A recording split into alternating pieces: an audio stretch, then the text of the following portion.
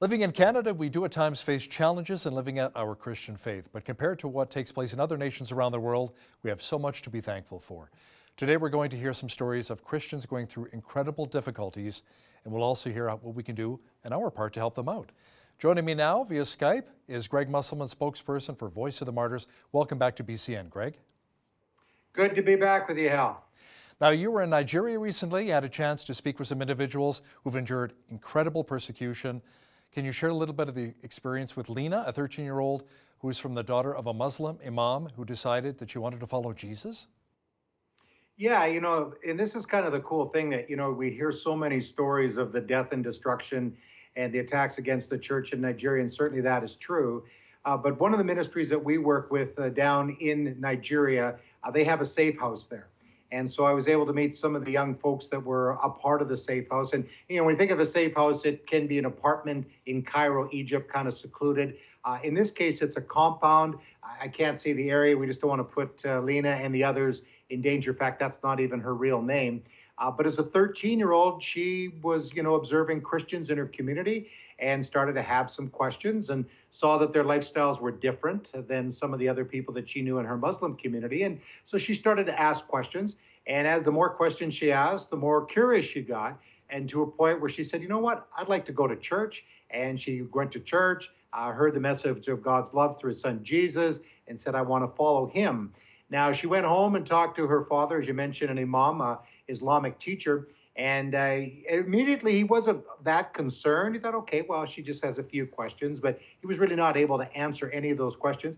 So she started to pursue even more and just came to the point that Jesus was true. He was the Son of God. He died for her sins, and she wanted to have a relationship with him. And then it didn't go so well with her father at that point. He actually became very abusive, and her life at that point was in very much danger. You know, Greg, it's hard to imagine someone that young having the determination to endure this kind of thing and to persevere to find freedom. How is this young 13-year-old doing right now? She's actually doing very well. I mean, she was in a situation where she was put into a forced marriage, a man that was much older and also had another wife. And can you imagine, a 13-year-old girl, and I've got 3 daughters, and I just can't even imagine, my daughters being in a situation like that. Obviously, I would never put them in that situation. But she was, forced into this marriage. It was at that time that she determined to run away. She was actually caught a couple of times, then eventually did get to some safety and to some Christians that were able to take her eventually to the safe house. Now, when she went there, she couldn't speak Hausa, which is the language of her tribe in that area, couldn't speak English, and was illiterate, knew nothing about the Bible. The thing that I found so interesting, Hal, is that after just a year or two being in the discipleship school, she's now speaking a little bit of English. Hausa is, she's able to write in that now. She could, of course, understand it. And she's reading the Bible. And she's really come to an understanding that, if you do come into a relationship with Jesus, there's going to be persecution. Of course, us in the West, we don't often have to endure that. There may be some marginalization, some of the things they're going through in Canada, but not to the extent where your very life is at stake. So she's really, really doing well. She's also learning a trade and, learning how to sew. We saw the sewing school there. And her desire is to go back into her community as a pastor when she's trained through the safe house and then into the Bible college, and then go back into her community and share the love of Jesus. So she's doing great. I was very, very impressed with, her, the way that she's just so passionate about God's kingdom and, again, desiring to see her people come into a relationship with Jesus. Now, there's also a very real threat from Fulani herdsmen in Nigeria. Can you explain to our viewers what this group is, what they're all about, and what's their motivation to keep killing? Right. Now, we've all heard of the Boko Haram. They're a very violent terrorist Islamic group in Nigeria and then some of the surrounding countries as well. We've heard of the Chibok girls, the 276 girls that were kidnapped several years ago at a school. Still more than 100 of those girls remain in captivity. Many have been forced into marriages, those kinds of things. So the Boko Haram are one of the most dangerous groups. They're affiliated with groups like Islamic State and some of the other notorious groups that we've heard about in Islamic terrorist groups. So we've heard of them, we know them. But interestingly enough, and sadly really, is the Fulani herdsmen have actually caused the death of more Christians and more people than even the Boko Haram. They're kind of a nomadic group. They have their cattle, and they graze through the land, and often they'll go through the land of the Christians. Now, in the northern part of the country where they're primarily located, there's been famine and difficulty there, so they've been coming, further into the south, into what's called the middle belt of Nigeria, and they go through much of the land of the Christians, because many of the Christians are landowners in that part of the world. And if the followers of Jesus, complain or say, what are you doing on our land? They often will then use that to spark violence. They will use, of course, religion. You're infidels, this land belongs to us. So as the Christians say anything, then they're under attack, and whole villages have been attacked, and these Fulani herdsmen take over the land. So that's kind of their motivation, different than the Boko Haram. They're both Islamic groups that are very violent. And so the Christians, and especially in that part of the world, if it's not from the Boko Haram, it's from the Fulani herdsmen, who have actually caused more chaos for the Christians in places like Kaduna State. Now, you recently interviewed some Nigerian widows who lost both children and husbands to the violent attacks of the Fulani herdsmen. What was that like? Well, there's thousands of, widows in northern Nigeria. And again, I think most people are somewhat aware, Nigeria, which is the largest country in Africa, at least population-wise. In the north, it's mostly Muslim. In the south, it's mostly Christian. And then you've got the Middle Belt Plateau State and some of those states that are in the middle. So you kind of have a 50% Christian, 50% Muslim or thereabouts. In the north, there are Christians, and there's Muslims in the south. But in places like Kaduna State, Kano, and some of those spots, it's very dangerous for the Christians. So the Fulani herdsmen, again, as they're grazing the land, go in, and it causes all sorts of havoc for the Christians. So two of the ladies that I met, and just two of the thousands of widows, Christian widows, Victoria and Janet, both lost family members, both lost their husbands. One lady lost a couple of her nephews. Victoria lost two sons as a result of that. And then many have struggled badly. So again, this is Fulani herdsmen wanting to take the land, and they're in a very precarious position because where do they go? It's a dangerous part of that country, and so even if they go to other communities, they're still in danger. So how do these Christians continue to live in such a precarious situation? This would naturally cause anger. Have they somehow been able to extend forgiveness to their attackers? Well, it's interesting that one of the ladies that I talked to, Janet actually, and she said how she knew that she had forgiven because, we talk about it. We know what Jesus said, Sermon on the Mount, love your enemies. Okay, well, somebody offended me at work, or a neighbor, built his fence, on my part of the land or whatever. We deal with all sorts of things, and we need to be, as Christians, forgiving. But to loving your enemies, especially those that have killed a family member or family members or friends, that's another thing. But as Janet said, the reason she knew that she had forgiven is because when the Fulani herdsmen were in a situation where the weather was really bad and they had nowhere to go, and they asked if they could, stay with Janet and her family, and she said yes, they could. So she knew at that moment that she'd forgiven. Now, everybody is different, as they are here in Canada and other places where the persecution or difficulty is not as intense. We all need to forgive, and they're all at different levels. But I found many of these women, because of the strength of the preaching in the church, it's not fluffy sermons for sure. It's about loving your enemies and forgiveness and those things. So in the middle of all that, they are able to forgive, and then that opens up the door to be able to share the message of Jesus. Now, Christian organizations like the one you're involved with, Voice of the Martyrs, are providing training for the widows left behind to help provide for their families. Let's talk a bit about that. Yeah, one of the things that we have learned, and I think many mission organizations around the world, is that it's very important that we just don't pour money into a situation. Certainly resources are important, but and again, if it's an emergency situation where homes have been burned down, they have nothing to eat, well, certainly emergency has to be there. We have to provide that emergency aid at that moment that it's needed, whether it's rebuilding homes, getting food supplies in, medical, absolutely. But long term, and that's a real part of what Voice of the Martyrs is about, is being able for these widows to be able to sustain themselves over the long term. So microloan projects, making purses and making soap for some of the ladies that I talked to there.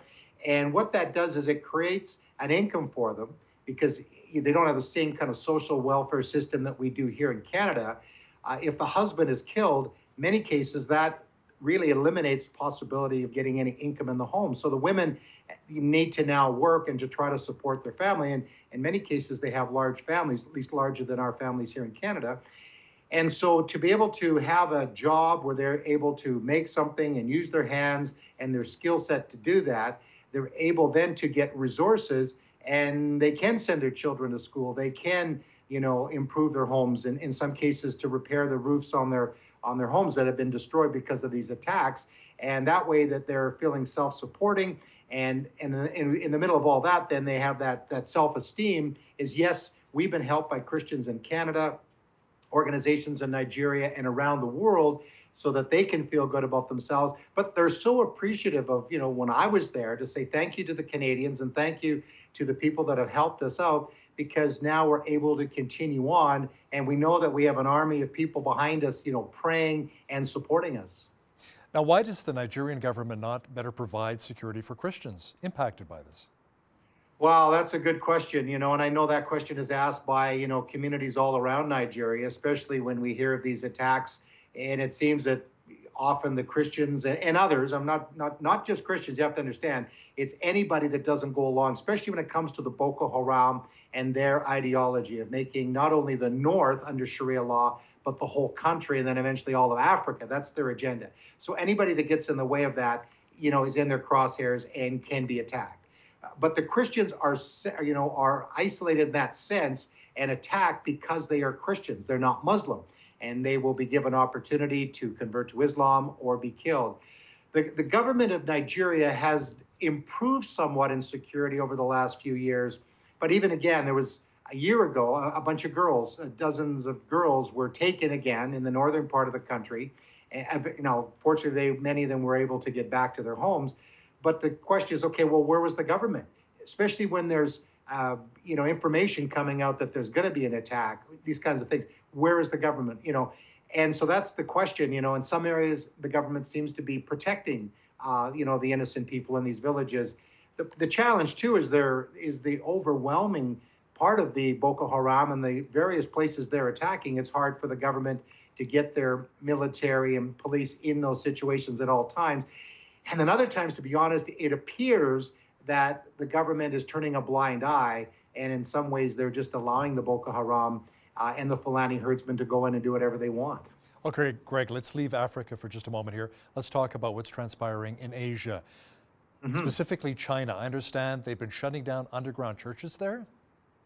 Yeah, well, they've been, after the underground churches for a long time, Hal, and because of the growth of Christianity in China, and now you've got a new regime, President Xi, that his goal is to eradicate Christianity.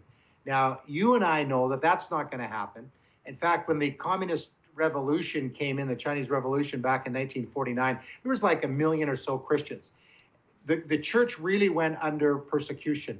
The thing that happened through that, and again, these are maybe conservative numbers, more than 100 million, 150 million Christians in China today. So the communist government sees Christianity as being against their agenda, against what they want in the understanding of the state and the ideology. That's what you really worship. That's what you are about. So Christianity points people in a different direction, into relationship with Jesus, and Jesus is who we worship. So the underground church has been under scrutiny and under attack, and pastors have been arrested and died in prison, and all those things have happened for decades in China.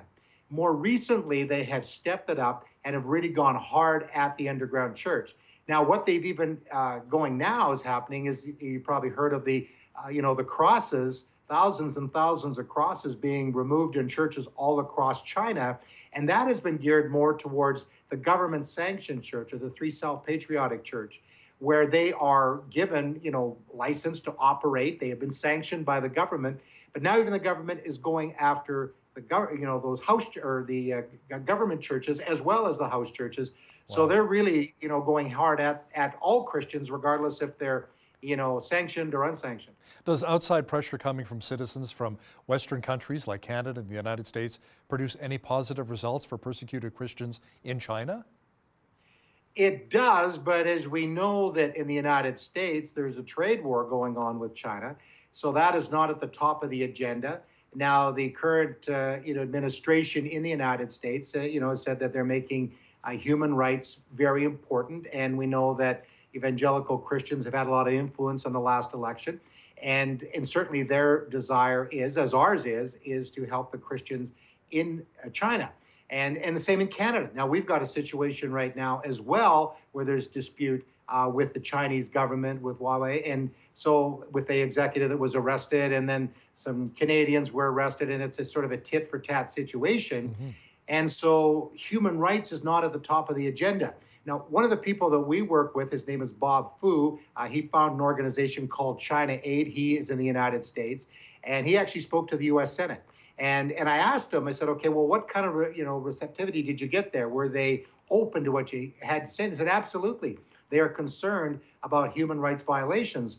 But unfortunately, with all the other things that are in play with the trade wars and the sanctions and the tax and all the kinds of things that are going on, it's very difficult for both our government and also the government of the United States to put a lot of pressure on China. But they're trying to do that. But again, you've got a lot of politics taking place here. Greg, we've only got a few short moments left here. What can we do as Christians to help our brothers and sisters in China? The most important thing is to pray. And again, I mean, it sounds almost like, well, yeah, of course, we need to pray. But really, we do. They are committed to praying. If you've ever been amongst Chinese Christians, whether it's in Canada or in China or wherever they are intense about prayer. They say that's the most important thing we do. And as we pray, the Lord will then, I believe, give us the wisdom of what we do next, whether that is, getting involved with an organization like the Voice of the Martyrs, whether it's Nigeria or Pakistan or China. So you can go to our website, vomcanada.com, and you can find out the things that are going on. And then beyond prayer, it's still, getting aid and help into there. Believe it or not, there's still need for Bibles, and especially in some of the rural communities, because, millions of Bibles are being printed in the country, but it's still difficult for them. But certainly to be praying, that's the number one thing, and then as the Lord directs us. Greg Musselman, spokesperson with Voice of the Martyrs, thanks so much for joining me today from St. Albert. Thank you very much, Hal. On behalf of all of us here at BCN, I'm Hal Roberts. God bless and have a great night.